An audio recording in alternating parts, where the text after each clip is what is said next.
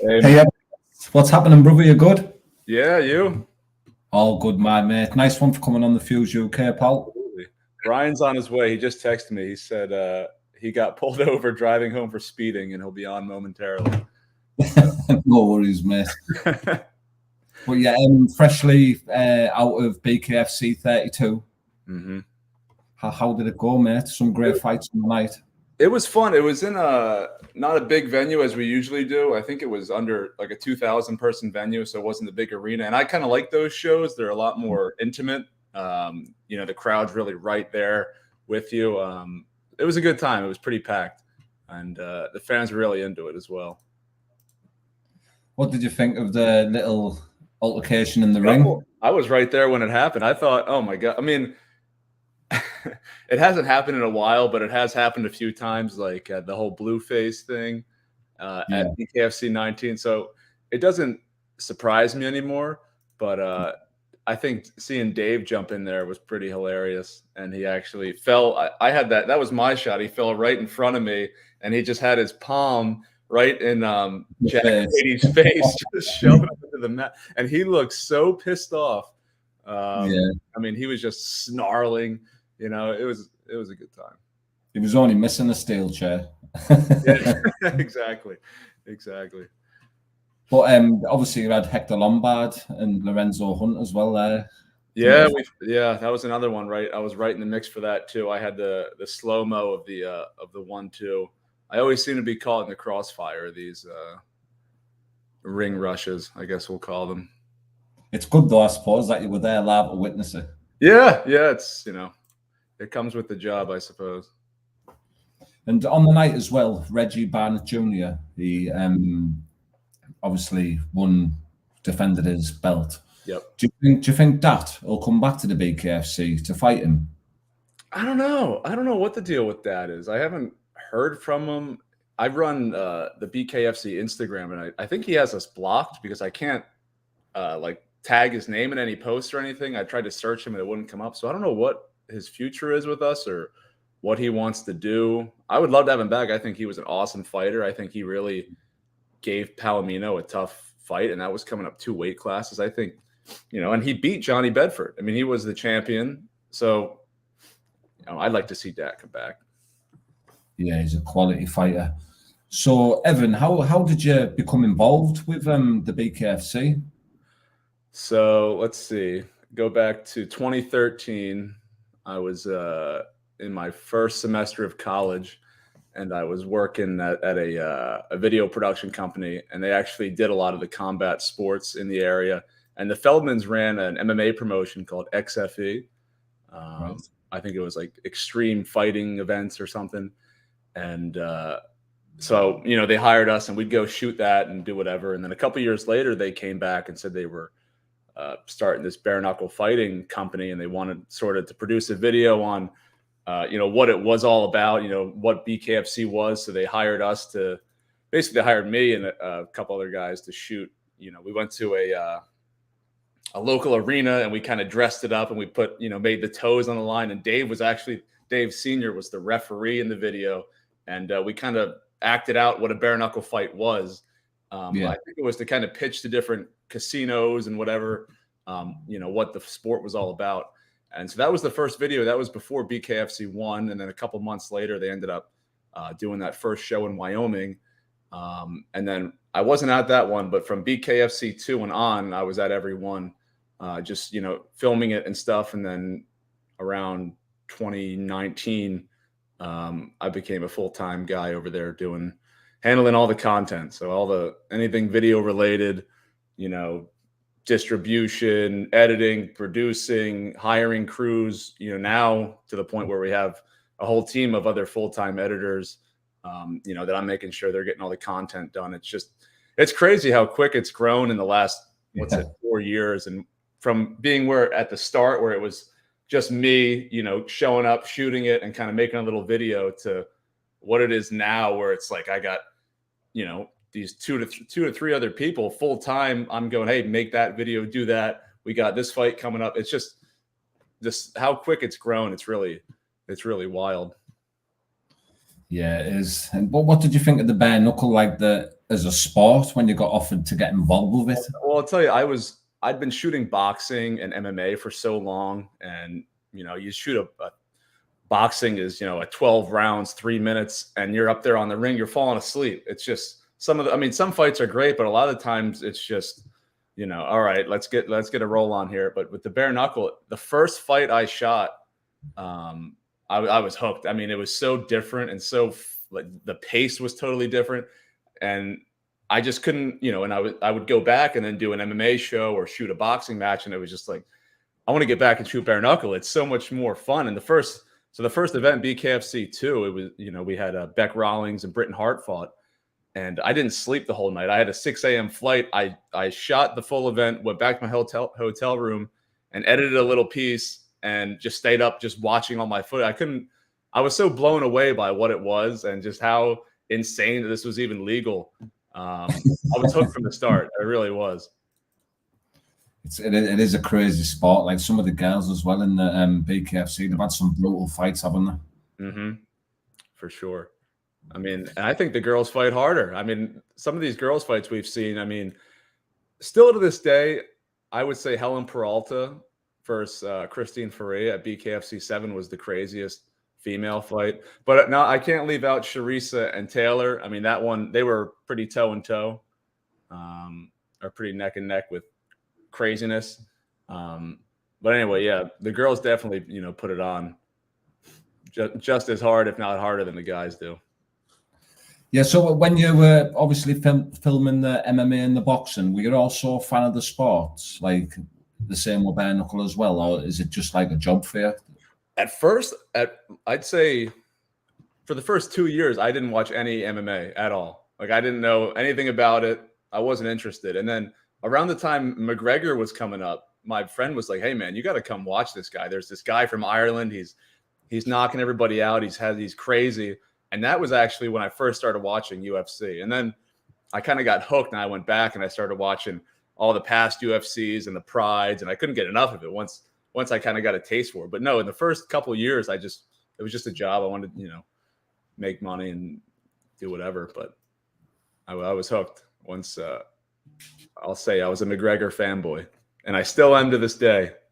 Yes. It must be awesome though, mate, traveling to all these different events. And obviously you came to the UK as well for Wembley. Mm-hmm. What did you think of that show? Oh man, Wembley was just so great. The fans are just so much. They're just better. I hate to say it, but in the UK, the fans are just so much more passionate. I mean, from the start, from the prelims, when it's people are still showing up, there's guys just singing and getting rowdy, and then as the night goes longer and the drinks start flowing more and more, I mean, everybody's singing and screaming. It's really a great time.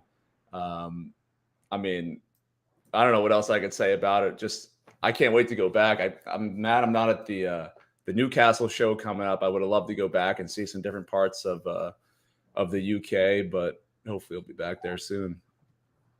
Yeah, what fight stood out here on the night at Wembley?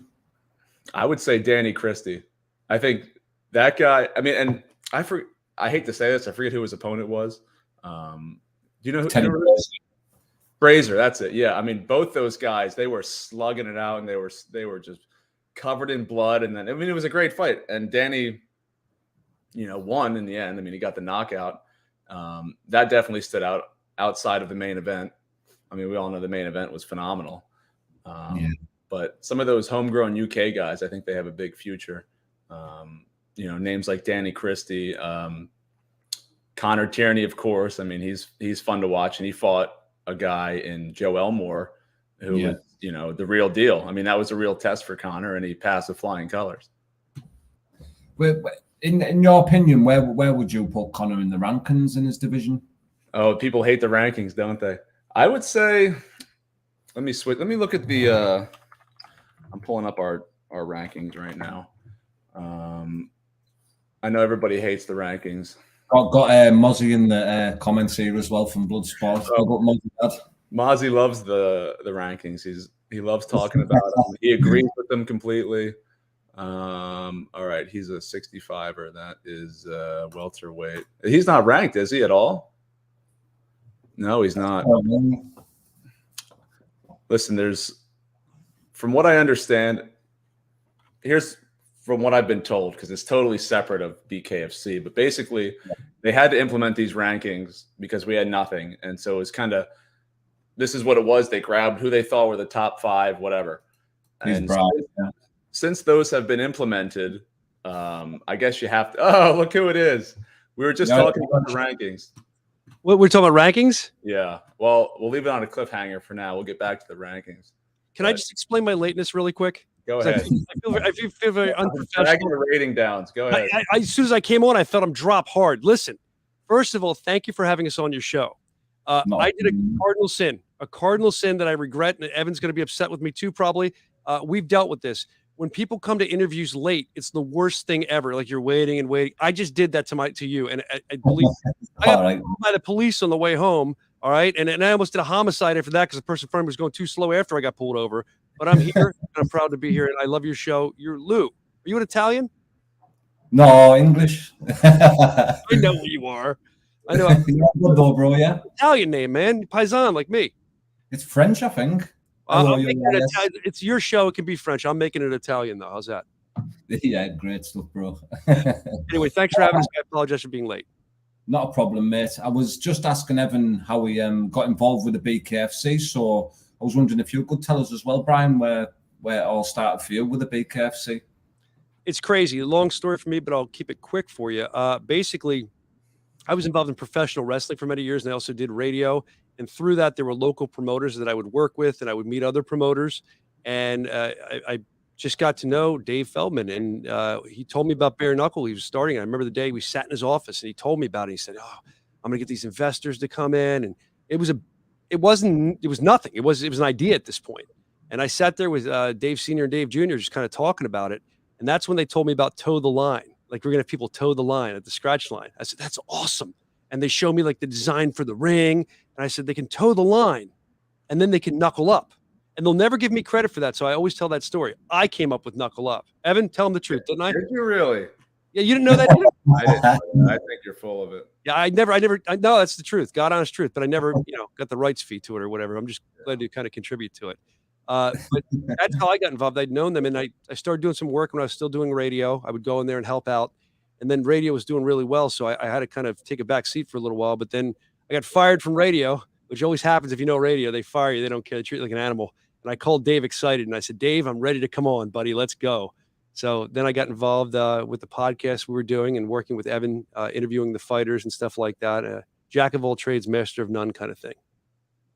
And what did you think of the bare knuckle as a sport when you first got involved in it, like the brutality of it? See, that never struck me. I mean, I know people are saying brutal. It is. Obviously, it looks that way. But I more was like, Dave, this is going to be huge. Who wouldn't want to see this? I mean, this is going to play well. I couldn't wait to see it myself. And then when I got to see it in person, especially in person, that's a whole different ballgame, right? It blew my mind. Like, I wasn't consumed with the brutality of it. I was like, I would watch it, but I don't know if I want to do it. But respect to the men and women that do it. It's so much fun to watch. It's so fast paced. It really blew me away. I mean, I kind of knew the underground scene a little bit before I got involved, but since then I've studied it.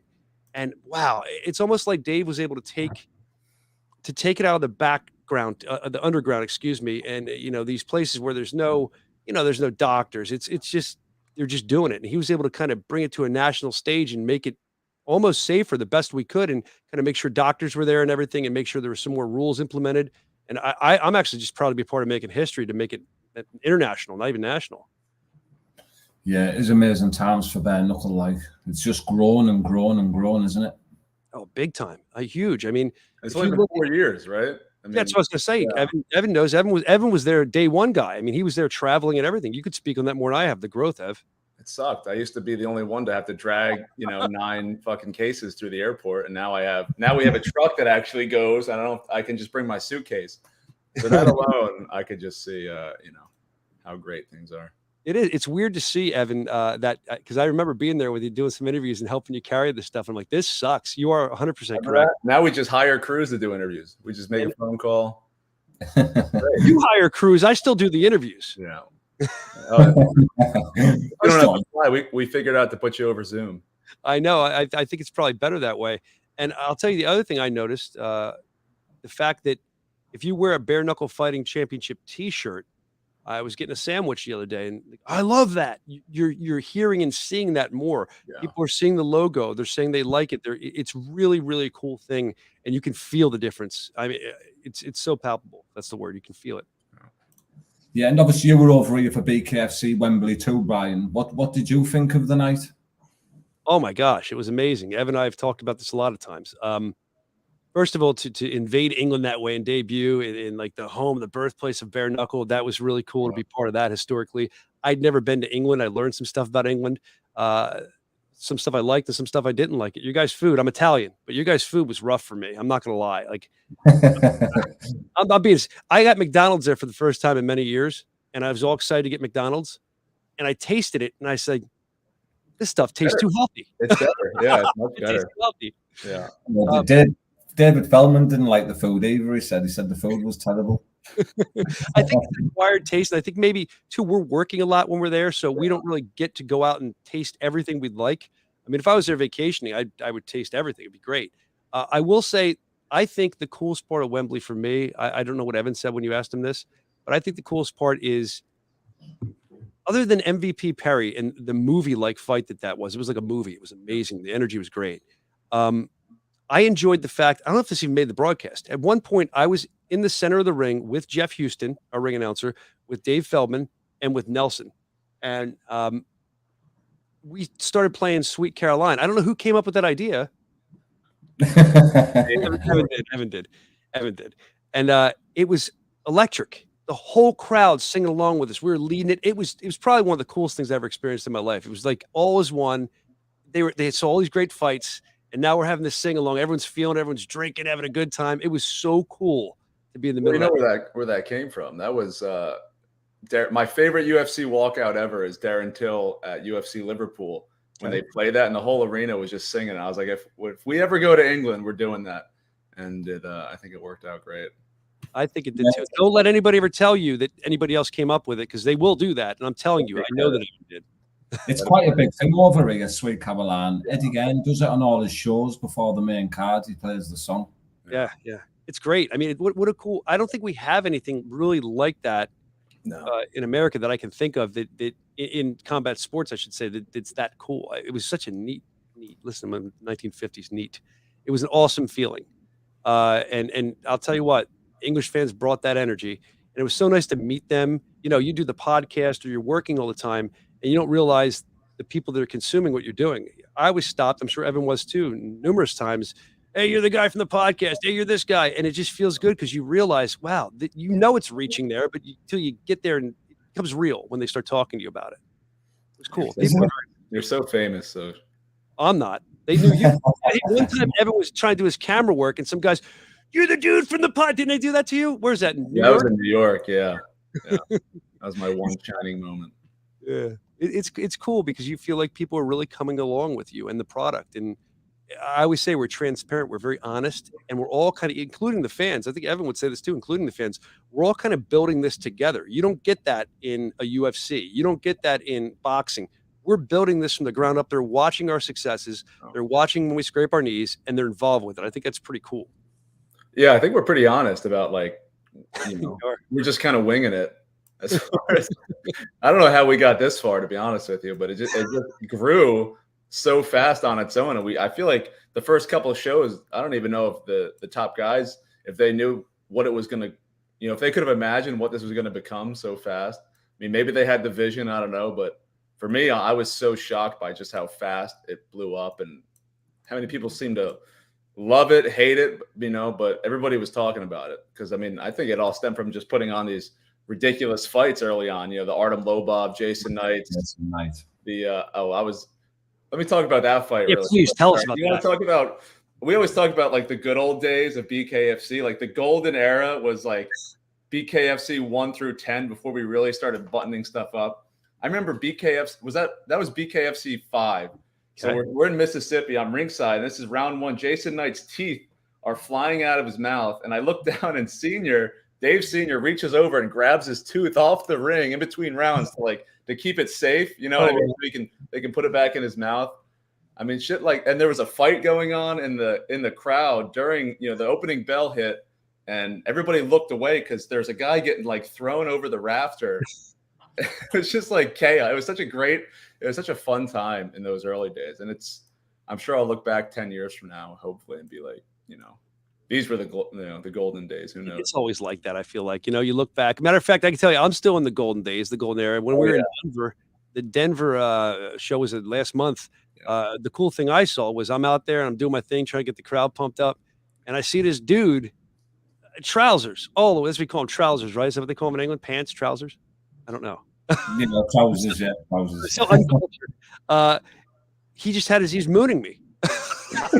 I'm like, that guy's the man. Props to him. Like, just crazy stuff. I mean, that you see at these shows from doing, fighters will do a couple shows, because they have to fight and heal up.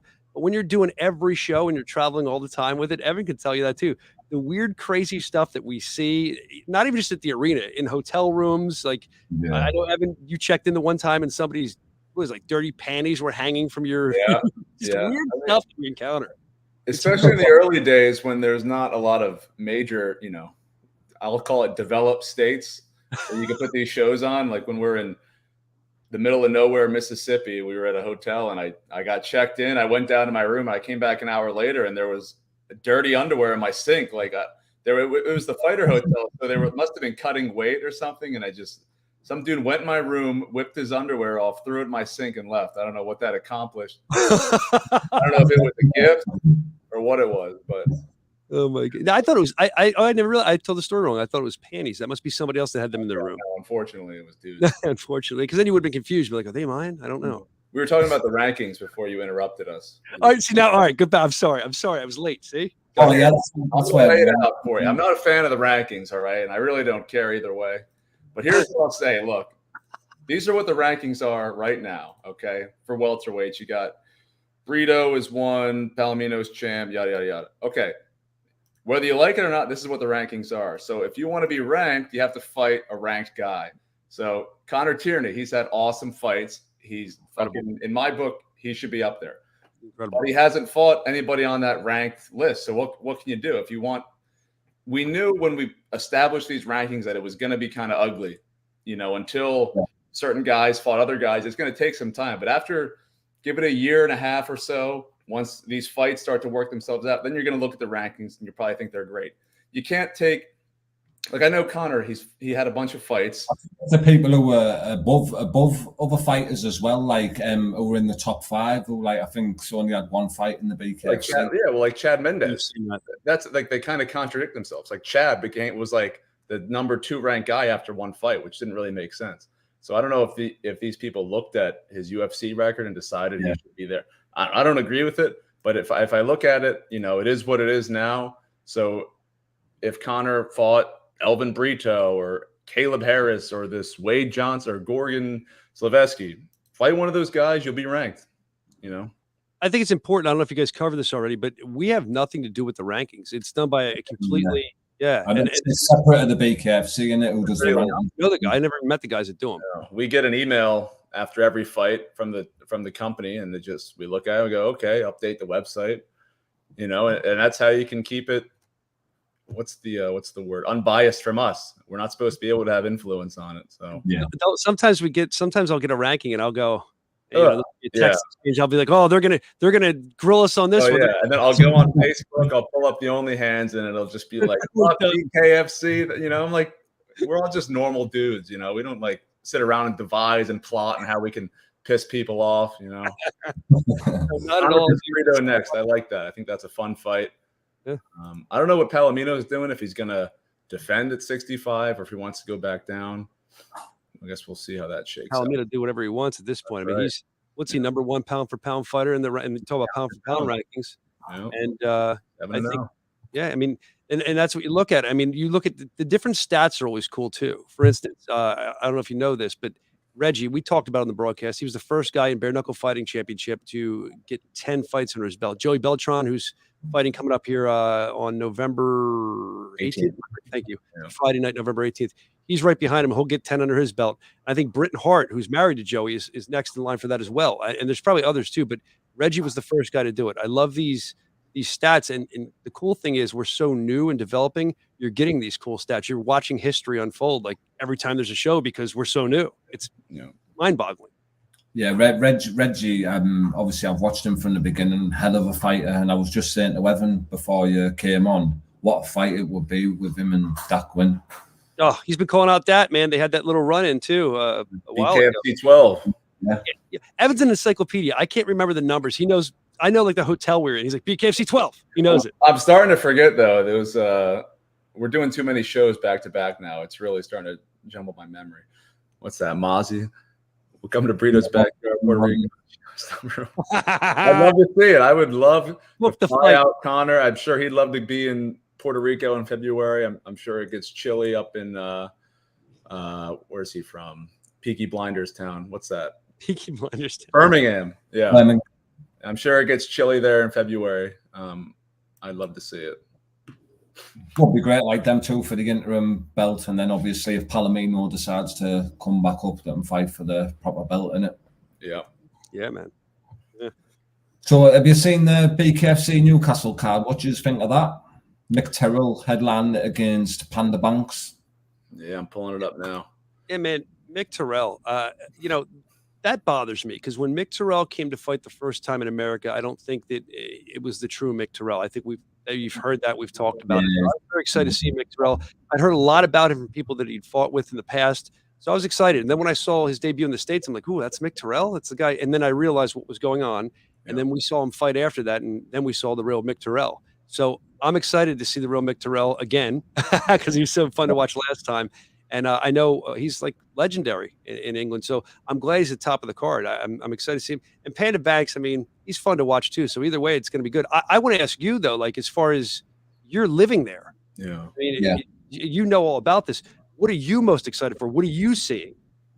Oh, there's loads of good fights. Obviously, you've got Matilda Wilson, like she's a lady from Sweden who's going out with a guy over England called Liam Wilson, and they're called the Bare Knuckle Couple.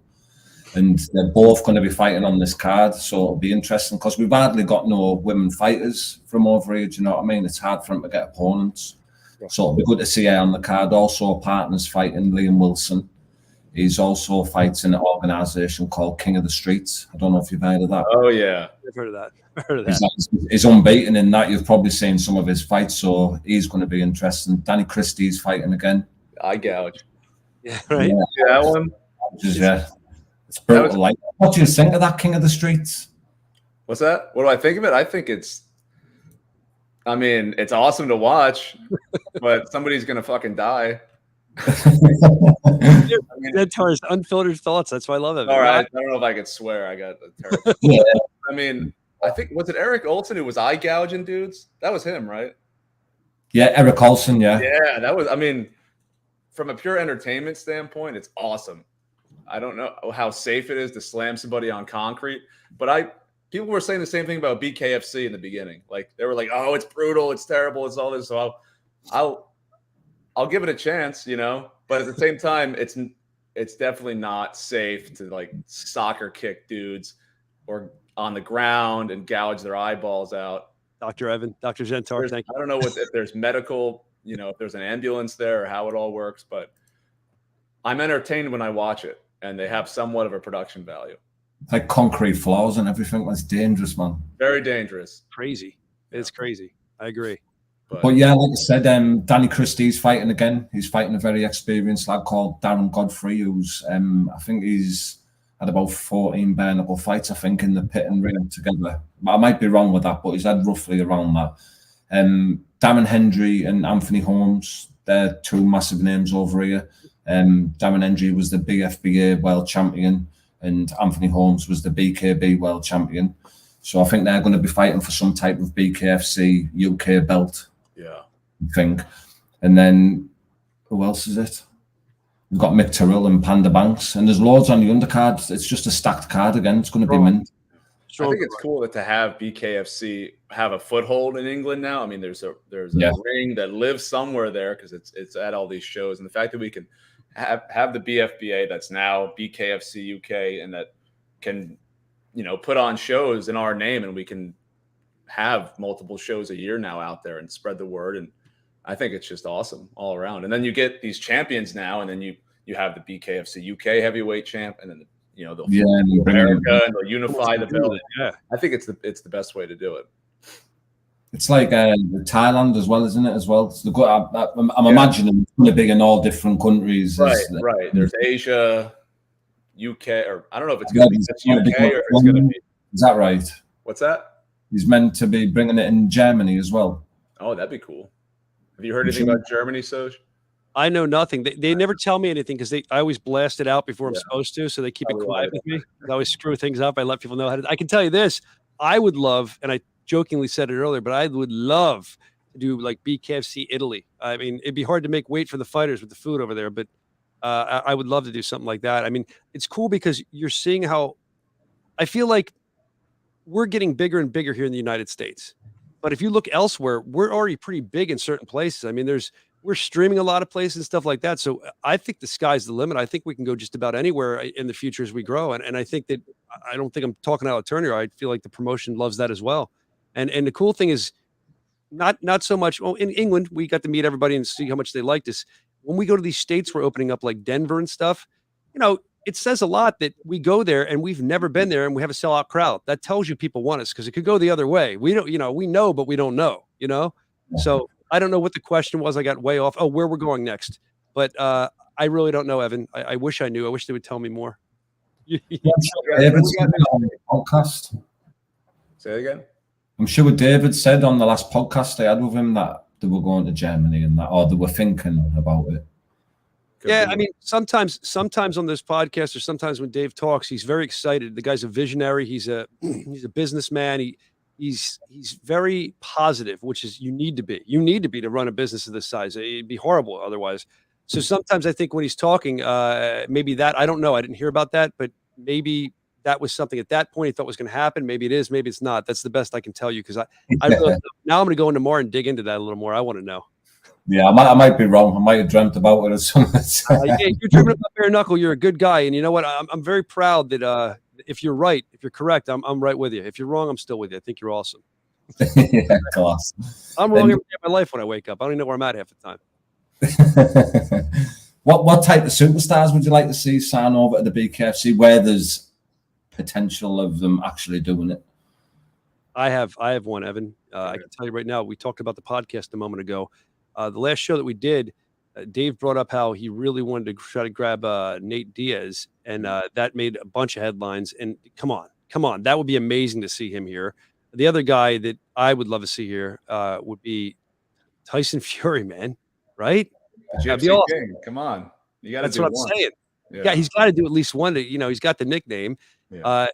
Evan, you probably have deeper thoughts than I do about this, but they're the two main guys that I think will make a huge difference. I'd like to see here. Well, if we're talking superstars, it's more what's going to further the sport. What's going to put, who's the biggest McGregor star? Come on, exactly. Give me Connor. But there's also guys who, if we're being realistic, I've talked about.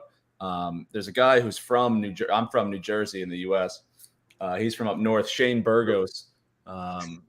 If you're familiar with him, he was in the UFC. He just went over to the PFL, and his whole style is just like in your face, banger, come forward. And I thought he would be when he got. I don't know if he was released from the UFC. I think he just got out of his contract. I was like, oh my God, get Shane Burgos. I mean, he is built for BKFC, but PFL scooped him up. But that would be there's my superstar, obviously McGregor. Come on, yeah, but. Realistically, give me Shane Burgos. I think that guy would be phenomenal in BKFC. Yeah, is Chad Mendes going to fight again in the BKFC? Yes. I want to see it. I think he is. Yeah. I just saw him the other today. I think he posted a video. He was training. I think he had a baby right after Knucklemania, or maybe right before Knucklemania last year, and he wanted to take some time off for that. I think so too. I think he might with that. But I don't think he's done. I think he liked it. He didn't take any serious injuries. So I'm pretty sure we'll see Chad again. Don't quote me on that. Oh, I haven't heard anything else. It's gonna be all over now. It's gonna be like making Evan Zentar says. Oh, I know. That Zentar, people. There you go. What do you think of the Palomino Tom Shaw fight? I can't wait. I can't wait, man. Tom Shoaf, very popular. Palomino, actually, I shouldn't say popular. It's polarizing. You find all these pockets of people that love people, and you find pockets of people that don't like them. Luis, that's his area, man. Luis is like a legend in that area. I mean, he should be. He should be. Look what he's accomplished with us. So I think that the crowd is going to be there. The crowd's going to be very into it. It's going to be electric. I think it's going to be a fun fight to watch too. Tom Shoaf is very skilled, and he's pretty popular too. But he's very skilled. But look what Luis has been doing. Can anybody stop Luis Palomino? I don't know. I don't know if somebody can. Maybe it'll be Tom, but I'm excited about it. I don't think Tom got a fair shake in the beginning either. He was fighting like two weight classes too heavy. And people look at that, but he was standing in back. Like when he fought Joe Elmore, that was at 65, I think. I mean, he just lost to the knockdowns, didn't he? I'll say this, though. Joe Elmore fight, Evan, I tell people this to this day. That's one of my favorite fights. If no one's ever seen bare knuckle and I want to introduce them to it, I show them that. It shows you what a warrior Joe is because he keeps going, and what a warrior Tom is with that weight change. But Tom, actually, you're right. He didn't get a fair shake. He actually told us that. He said, I've been fighting. I'll fight wherever they ask me to, but I want to get back to my weight. And when I do, you'll see results, and we have. Right, and he hasn't lost at 55. I mean, he's fought. Has he lost at 50? I don't think he has. I don't think No, so. I don't think he's ever lost at his own weight, has he? It was just when he was above.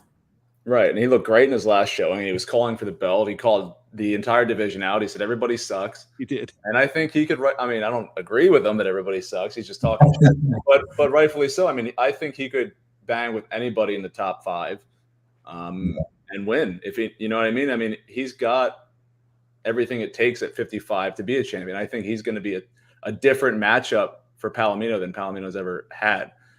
Maybe outside of Dat, because I mean, Dat comes from boxing. But he doesn't have the reach and the range that Tom Shoaf has. So I think it's going to present a new level of problems and challenges for Palomino. And is Palomino going to be able to adapt to that? I don't know. That's what makes it exciting. That's great. That's great. Look at it analyzing. That's really true. Yeah, that's all on the fly. That wasn't prepared. I didn't know I was excited. Now I do. Like seriously, that's true. We're gonna see new stuff. Right. And obviously, see a lot of people saying in like comments and some articles that Palomino will be retiring soon. Do you think he's got many more fights in the BKFC? I mean, he's what is he 40 now? I don't know. I don't think a lot of guys want to fight past 40. He's 7-0. He's had an awesome both MMA career and a BKFC career. He could retire right now on top and have two, be a double champ. But I think he wants to bring the sport to Peru. I mean, at his last fight, he was calling for that. I don't know how close we are to that, if that's even possible. I think he wants to do at least one in Peru before he hangs it up. So we'll go from there. But right now, he's on top. He looks great in every single fight. He just went up to 65 and fought Brito, and I'm pretty sure he won every round on the judges' scorecards. No, somebody has to fact check me on that, but actually, while I'm here, you can actually go on BKFC.com now, and we have the fight stats. That's true. So that's a new addition to the website. You can actually look up that fight and see if I'm full of shit or not. I'm gonna fact check myself. Yeah. And Brian, you can take it from here. I will. The Luis thing you were just talking about, I think it's important to mention that you were asking if he's going to hang it up soon. In my interviewing I've done with him, we've talked about that. One of the things that seems to interest him is he loves the sport. He's very good at the sport. It seems to me like he's not ready yet, as Evan was saying, but it's going to come, in the, I don't want to say near future, but in the, future. And he knows he still looks fresh, doesn't he? He still looks as fresh as ever. It's amazing. But I think he knows he's older, and he knows, like Evan said, he's got this legacy, and he could retire on top. And here's the important part to me. Tyler Goodjohn, who they had a huge rivalry. Now they're best buddies. I know it's weird. I would call Luis to schedule an interview, and him and Tyler are hanging out. I'm like, this is so different than 6 months ago. And he kind of, I think he sees that he can help and add to the younger generation. A guy like Tyler, who's tough as nails and pretty good already, he can kind of show him what to do. And I think he's really starting to like the coaching and the mentoring factor as well. So maybe that's something that goes in his decision, to bring his new stable of people in. Maybe he'll get some more guys, but I don't think he's going anywhere. He might stop fighting at some point, whenever he does, but I don't think he's leaving the sport. I think he's still very much going to be involved in the sport, coaching and managing and stuff. That's what it seems like to me. How about James Lilly while we're talking about good job? Oh my God. Incredible. Oh, that was a fight. Was that at 55? Yeah, 155. Yeah. I think Lilly versus Tom. If Tom Schoaf wins, or even if he loses, I want to see. I think Lilly versus Tom Schoaf is a fun fight too. Yeah. I mean, James Lilly is so good, scary good. Yeah, pleasure to watch too. He's just what he showed us. What he showed us when we were in England at Wembley, incredible. I mean, incredible. That guy's so good. His jab was dead effective that night. Like I think he hurt his hand as well. That's why he was using his jab so much when I interviewed him. I think he said he hurt his hand early on in the fight. But what a warrior, and Tyler Goodjohn as well. Oh yeah. Lost his eyesight in that in the first round. Referee's like, can you see? He's like, yeah, his eyes clearly closed. Oh, Tyler just doesn't care. He'll go. These guys are. Yeah, man. Tyler's he's a fun guy to watch because I think that he's just a guy.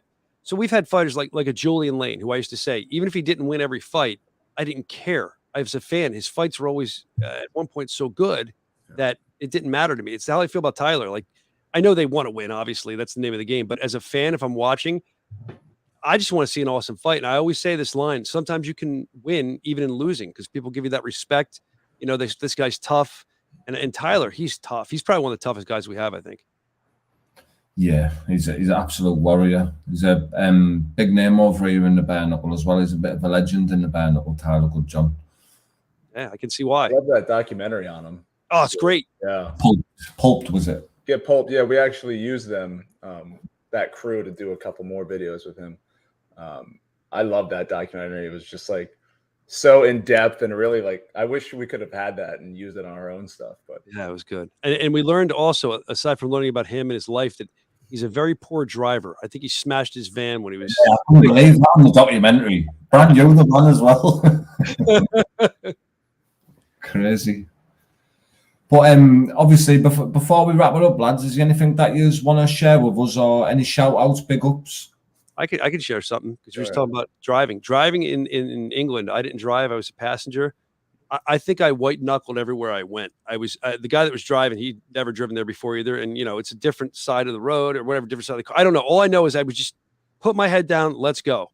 And I did not drive like that. I'm glad I didn't have to drive. I think the guy smashed into the curb as soon as we left the airport. These dumb Americans don't know how to drive in England. I'm telling you, man. I'll just say that. That's something I want to talk about with England. Other than that, I'm very excited for us to return to England. I'm excited that we're there. I'm excited to be on the show. I'm excited about Bare Knuckle Fighting Championship and our growth because, again, like I said, it's transparency. We're kind of building this together. It's us and the fans and podcasters and shows like you. Thank you for covering us because that helps feed my family. So I appreciate that. I love this sport. The people in it are wonderful, and I'm just happy to be here. And thank you for having us on. Yeah, sweet lads. Thank you very much. Joe, about to say, Evan? How do I lead off of what you just laid out there? You basically covered every base. If for some reason you're watching this and you haven't seen Bare Knuckle before, you know, I'm not even going to ask you to pay for anything. Watch the next prelim on YouTube for free. See if you like it. It's 3 free fights, November 18th. And if it's for you, spend $5 and get the app. $5 a month. That's it. That's it. Go ahead. So shill the app a little bit. I'm going to shill it. I think we should. It's not even shilling. It's $4.99. $5 makes it sound too expensive. It's $4.99. Evan, get it right. Yeah. $4.99 a month. I don't know what that is in pounds, but I can tell you, in American money, $4.99 a month is insanely a good value. I'm not going to throw shade at other combat sports because we're all, you know, a piece of the pie for everybody. But you know who I'm talking about, and you know that their pay-per-views are super expensive. We're giving you 2 pay-per-views a month, $4.99. BKFC.com, grab the app, and get involved. Not only that, we do a lot of other great content, documentaries, spotlights that I'm personally, selfishly, I'm very proud of those things because I have a part in those, and I hope that you'll enjoy them. I hope you watch them. I know Evan has a part in them as well. So this is all stuff for you to check out, and we hope you enjoy it. But like Evan said, I don't even need to show anymore. Watch the prelims, the free view on YouTube when we do it. We always have the prelims. You're going to see it, and you're going to go, $5, let's go. It's not even worth streaming illegally for $5. Come on. Yeah, do you even want to the price of a pint over here? You wouldn't get one pint of beer for that in England. Right. And trust me, I've streamed just as many fights as the other guy. At the best moments of the night, you know, the stream shuts off, you know, and to find a new one. It's worth struggling for when it's $80, but when it's $4, you know, $4.99. Come on. Well, Evan, I will say that I have never, ever, ever been on any kind of illegal stream ever in my life. For the record, This is entertainment, right? It's satire. Obviously, I'm lying. No, I agree with Evan. For real, it's not worth the pain in the ass of going around and finding. And look, you could talk to the most broke person in the world. $4.99, even to them, is not a lot. So if you think $4.99 is a lot, I don't mean to insult our fan base, but come on, man. I mean, like seriously, $4.99 for 2 pay-per-views essentially a month and all the content. I feel like I'm saying this because I'm working here, but I'm not. It's an amazing value. Lou, you say it. You say it, Lou. You believe it, right? Yeah, like I just said there, for the price of a pint of beer, you can have all this entertainment, all these great fights, the main cards, everything. And obviously, it doesn't just come with the fights. You get all the other perks and that with the app, don't you? Some of the stuff that some pervs out there subscribe to, they're a lot more expensive than we are. So look, take something out of your pervy fund and put it towards the fighting fund. That's what I say. The only fans fund. That's it. You get all that free online. And that's legal to get free online. So pay for $4.99, BKFC.com. My shilling is now finished. Okay. Plus, I have to pay my speeding ticket I got while getting here. Are you picking that up, Lou? Oh, can't be doing that, like. But yeah, lads, we'll definitely stay in touch and we'll jump on a podcast again closer to the show. I would love to. If the BKFC show podcast comes back, Lou, you can be a guest. Oh, if they decide to reinstate us, we'll sweet, have you on. Yeah, they kicked us off the air. I don't know what we were saying. It was so bad, Evan. Well, the rating. Do you know what it is? We've been on for like 50 minutes now, nearly. Oh, wow. So when I take this down, edit it, and put your socials and things in, it probably take me about 3 months to upload to YouTube. Oh yeah, we went a little long there. Get some better internet over there. Oh, it's terrible the internet over here. What's your typical interview length? Like 15 minutes? About between 20 minutes, 40 minutes. Right. Some of them are only 10 minutes. We're 7 minutes over now. Late over there. Lou's got to go to bed. All right, it's late. I'm getting ready to eat dinner. You're going to bed. I'm gonna have some fish and chips in your honor. Wait, I'm gonna have some salad cream. Do you know what that is? Jake Boss told me about that. Salad cream. It's what he called it. I don't know. He said it's in England. He loves it. Disgusting. He said I didn't try it. It sounded disgusting. He said it's like great. So I won't eat that in your honor. Then I'll eat fish and chips for you tonight. Yeah, respect. Nice one, lads. All righty, Lou. Thank you. See you later. See you later, mate. Right, people. Respect for coming in there. I'm going to leave the lads' socials in the description there. Big up Mozzie from Bloodsport as always. My man Tony Meehan. Steve Ray. Who else have we got? Benjamin Blanco Pickett. Who else have we got? Lee Coleman. What's that? Oh, he's getting a little bit of grief there, but nice one, people. Good night, God bless. Reese. Oh, I just want to give a big shout out as well. Violent Gentleman. There we are. I'm going to do a proper video on this clothing in the next couple of days. Top quality. So big up to them as well. Violent Gentleman 20 on Instagram.